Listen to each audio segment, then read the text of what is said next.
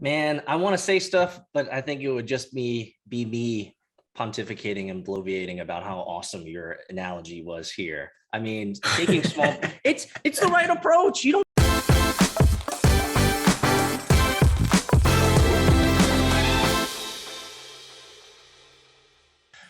Welcome, everybody, to another episode of Real Agile or BS. Agile Bob and I love answering your Agile and Scrum questions. And today is one that is interesting because it comes up a lot in my product owner courses, at least, because we end up talking about these ideas around finance and how do we budget.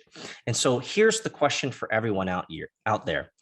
Are yearly budgets for projects, is that Agile or are we moving backwards here? I'm going to let you take the first stone here, Bob. Are yearly budgets for projects Agile? Well, I think this one's BS. I think there's a distinction between needing to understand our budget and tying it to something specific. To me, it's no different than saying, let's lay out our sprint by sprint stuff that we're going to accomplish for this entire project and just do that. As I tell people in my product owner classes, if your project plan says that every sprint has to be 100% successful for you to be successful with the project, that's not a plan. That's a wish. That's not going to happen. And that's what budgets a year out are looking at. Like, oh yeah, we're going to be working on this project for this long exactly, and we're going to have these features, and we're going to fund that way. It's like, who are you kidding? Right? So I understand the need for wanting to know the financial impact of the work. But how about we change the way we do it and just say, hey, we want to fund X amount of work, and that's going to cost X amount, and that we'll use that as effectively as we can over the next year, rather than tying it to specific projects. As soon as we start tying it to projects, that's where I have a big problem. Because as you know, Peter, a budget for the next year, let's say that our calendar year is January to December, we're starting work on that budget in July. And we're not getting approval on it. Here's the tricky part. We're not getting approval on it until March. It's already started. And it's crazy. It's like, well, who are we kidding here? Why are we doing this exercise in futility? We spent 9 months to get approval for a budget that was 3 months ago through 9 months in the future. And in 3 months, we're going to start it again. How dumb are we? And so I don't like the concept at all. I much prefer to say, how much does the company want to spend on development? Pick that number and then say, let's use that amount as effectively as we can. Now, I understand that there may be some need to understand how long a particular project may take in terms of, can we impact that with headcount and things like that? I get that, but those are math problems that are different than yearly budgets. I have, pick a number, 20 million, 30 million, 3 million, 100,000. I don't really care what the number is for my budget. My goal is to maximize the value that we create within that budget. Don't tie me to specific things, because the world is going to change dramatically rapidly over that year, and we're going to be wrong. Every time I'm in class anymore, I always tell people, if you think you can plan a year in advance, think back to March of 2020. Good luck, right? The world changed in a matter of days. Right? It's dramatically changed in a matter of days. And yet we think we're smart enough to plan a year in advance. I just don't even get it anymore. I mean, I don't know if I have anything else to say. Everything that you said is absolutely in alignment. Yearly project budgets, and I think you tapped on something that's pretty important.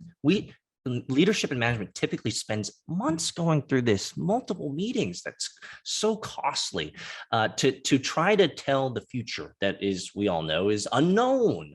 And so I'm a big fan, and you said it, and I'm just going to repeat it here because it's so important. Like, tying yearly budget to projects, big no. Like, you don't know.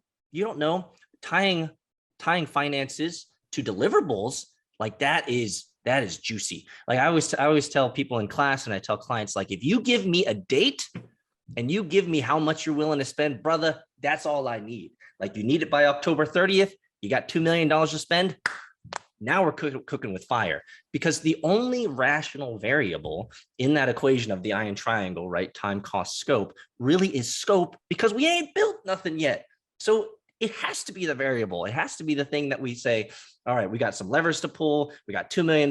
We got to deliver it by October 30th. Bro, those are my two constraints. I'll take them. And so whenever I'm working with a client or talking with people about this in class, I always say, hey, if you can get me a budget and a time, now we can work. Now we can cook with fire, because now we can talk about what you're not going to get for that time and money. Now we can talk about what resources we might need to put towards that deliverable, because that's what you want, right? Not necessarily this long, nebulous project where we have multiple teams and we assume it's going to cost X, but that's not the way to look at it. You're just looking at your burn. You're looking at, hey, we got 5 teams and it's going to cost us $4 million over this year. Okay, great. What are you getting that for it? Like what deliverables are you getting for that, $4 million a year? I mean, I don't know. We're just supporting the project. It's like, come on, we can do much better than that. So I agree completely. Yearly budgeting for Agile is not a great idea, because it's so much time spent and it's trying to conjure up a future that you don't know. Let's focus on deliverables. Let's focus on value that we can deliver, and let's give a voice to the team maybe, and invite them into the conversation. Say, hey, we have this time, we have this money, talk to us. What can we get for that? And I think that's a powerful nuance that a lot of the traditional businesses don't take on, which is building a relational bridge and a communication bridge with a development team, and bring them in and say, hey, we care about you. We got money to spend. We want to keep you sustainably employed, but we also want value. So talk to us about what we can get for this type of money and by what time. I think that's a fair way to look at it. Bob, any final words? Yeah, Peter, do you know who Annie Duke is? The name sounds familiar, but I'll say no. Yeah, she was a professional poker player, one of the best in the world before she retired. And she wrote a book called Thinking in Bets. Mm-hmm. And it really is a great book for business leaders, because it's basically saying businesses would make better decisions if they thought like a poker player making bets.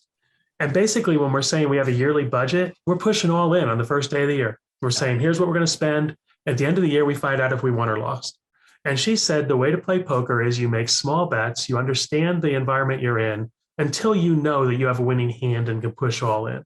So in order to give people a kind of a takeaway from this, I think one of the things I'd like to see people do more often is say, hey, this is our budget for the year. That's great.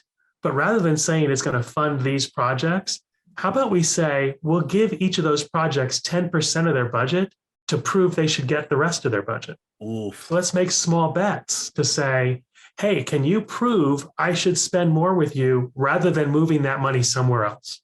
And maybe have 1 or 2 or 3 gates along the way where you can cut it off and say, hey, I'm out. This hand is a loser. I'm out. Let's go on to something else. Let's play a different game. I think that would be a much better way of looking at budget. And it also gives us the ability to say, hey, we have new things, new ideas coming in through the year. Let's decide, is this thing we're working on that might be a loser better or worse than this new thing that came up? Maybe we can invest 10% in that and find out if that's a better winner. And so we start to move our budget around in ways that seem more agile by making small bets. And the way she approaches it in the book is great. She says, hey, you can afford to lose a lot of small bets and you're still in the game. To me, that's what it's all about. Man, I want to say stuff, but I think it would just be me pontificating and bloviating about how awesome your analogy was here. I mean, taking small, it's the right approach. You don't go all in, before the turn. You don't go all in before you see it. I love it. Obviously, we got a lot of viewers out there. We got a lot of people who have differing opinions from us. So let us know. You can check us out on agileforall.com to check out the forums.